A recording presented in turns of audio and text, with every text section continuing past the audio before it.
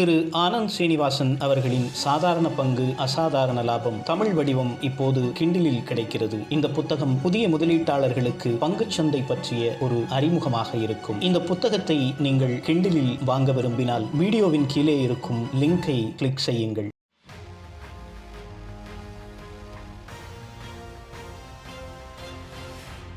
Today I want to talk about an interesting topic that came to my attention in recent times.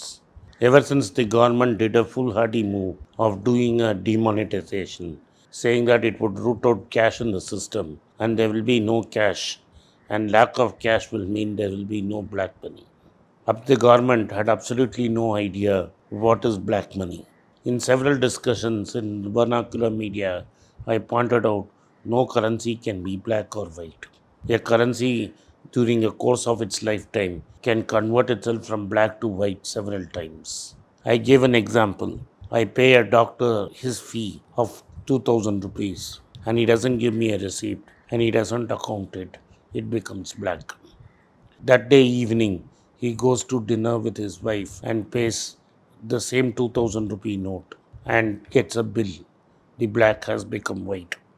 Next day evening, the restaurant settles suppliers of vegetable in cash and does not take a bill from them. It becomes white. So a currency note can change from black to white to black to white. By simply rooting out cash from the system, you cannot avoid black money. This is what I have been trying to point out several times. But the government, hell-bent on proving itself, thought it had once for all rooted cash out of the system.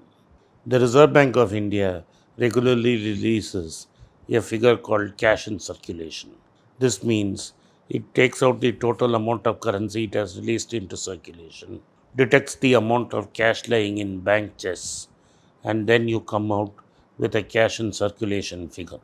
With cash in circulation was supposed to come down after demonetization, especially since the BHIM app was launched and PhonePe, Google Pay and other payment options riding on the UPI app was supposed to eliminate need for cash. But what has happened is, after demonetization, every year cash in circulation has been growing. Now, there's a recent report from RBI says during the pandemic, cash in circulation has shot up by 4 lakh crores. It is not that the total amount of cash in circulation is 4 lakh crores. It is the amount of cash in circulation that has increased from past figures. It is now estimated that cash in circulation with the general public is between 29 to 30 lakh crore in hand. This is nearly 50% higher than what it was during demonetization. So, one of the big intentions of demonetization has completely failed.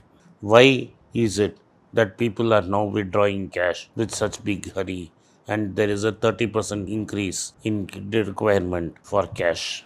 The answer is very simple. In times of emergency, there are only two commodities that matter. One is gold, another is cash. Nothing talks like cash. There are reports that medical shops and hospitals have refusing to take cards and they are refusing to take claims from insurance companies. Normally, insurance companies give you cashless claims. What they basically do is you submit your card and the hospital processes the bill, takes an approval, and then third party settles the claim. But normally, the TP players take a long time to settle the claim. It takes 24 hours for them to finally clear the bill with the hospital. And because TP players take so long, it makes it very difficult for hospitals. Today, there is a big shortage of hospital beds. It is not possible to keep a patient for 24 hours in hospital just waiting for an insurance company to process the bill. And that be criminal also because there are thousands of people waiting for that bed. So, what hospitals have done is saying, we will give you a comprehensive bill. You go to your insurance company and wait for 15 days and collect the money. Even if hospital bills are approved by third party vendors, it takes between 15 to 20 days for them to collect money. This puts heavy strain on working capital of hospitals. Today, there is a big demand for working capital. If I don't pay my nurse and doctors and support staff on time, nobody is going to turn up and they need to be paid extra money. If insurance companies are going to take extra 15 days to make payments in cashless settlements, there is no way hospitals can manage. Therefore, hospitals are correct in demanding cash. This means relatives and friends of the patient have to scramble around for cash. Nobody will have 5 to 6 lakhs of cash sitting on their bank accounts. They have to scrounge around, look through friends and relatives, take simple IOUs, pony up the cash, and pay the money. This is exactly why there is so much cash requirement. In case of medical shops, it takes between 24 hours to settle payments. Today, for hot medicines, distributors who are giving credit will not give credit. They will ask for upfront payments. So, medical shops and other intermediaries have to pay upfront to the stockists or the distributors for important medicine to be delivered. This in turn has to be bought by cash. Suppose I am hospitalized and Remdesivir is normally billed by my hospital. I need not pay for Remdesivir. The insurance company would pay it. Today, since the hospital bills has to be settled in cash and Remdesivir is not readily available, I have to go out of the way, organize for cash, and get it done. Also, most migrants are leaving their places of work and going back home. They would like to have the security of cash in their hand as they undertake a long journey back home. And it is quite possible the villages in which they are staying will not have no bank access.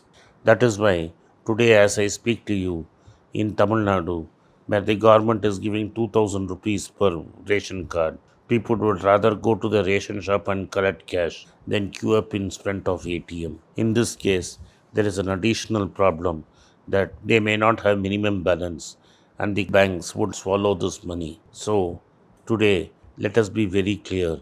In spite of demonetization and other quixotic ideas, cash remains king, and cash is what people trust. People also trust gold because gold can be converted to cash as quickly without any proofs. Therefore, this is the simple explanation why cash in circulation is increasing. Thank you for watching. Be rich. It's a great privilege and honor that so many of you in thousands have subscribed to my channel and have supported me. I have written 2 books in English, The Alchemy of Money and Ordinary Stocks, Extraordinary Profits. These books are published by us and are ready. If you want to procure a copy, send us a message to the WhatsApp number given below and my team would respond to you. If you want an Amazon Kindle copy, you can click the link below. Finally, those who wish to consult with me can send a mail to berichenglish@gmail.com.